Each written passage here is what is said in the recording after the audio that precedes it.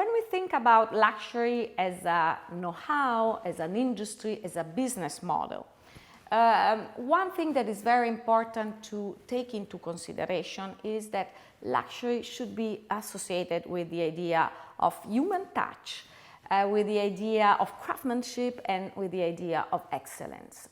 In the last years, many companies are trying to go back to what was used to be their craftsmanship and their heritage, because they understood that actually this is what the market wants.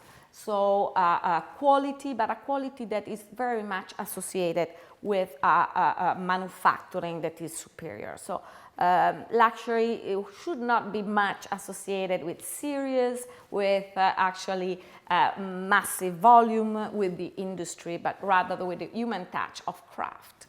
So let me tell you that there are many definitions of the business model of luxury and what luxury should be about in terms of growth and value drivers and value proposition.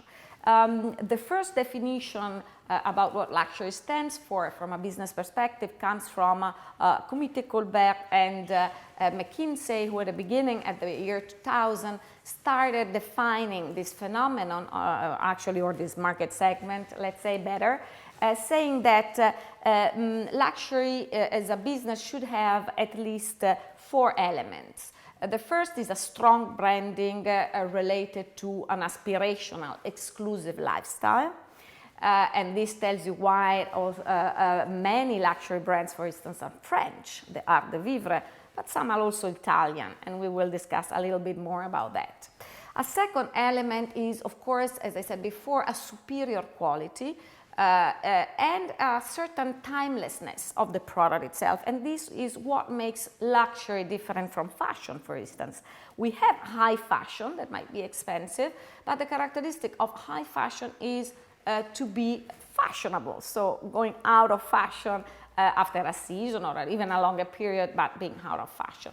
While luxury has this timelessness, if we think about really truly luxury brand, they have iconic product, they last for long, and they are always contemporary, but timelessness is a very important element of their offer. Of course, a third element is pricing, so how high it depends from the market segment, but usually we think about luxury as something, as I said, at least selective, if not exclusive. So pricing and pricing power and premium pricing should be high. Last element of a luxury business is the importance of aesthetics, so the importance of design. And it's not just an ordinary design, it's not just about an ordinary style. Usually luxury brands, luxury products do have some extravagance, some stylish touch that can be by the designer, by the story of the brand, the legacy. But the aesthetic content has to be strong, has to be unique.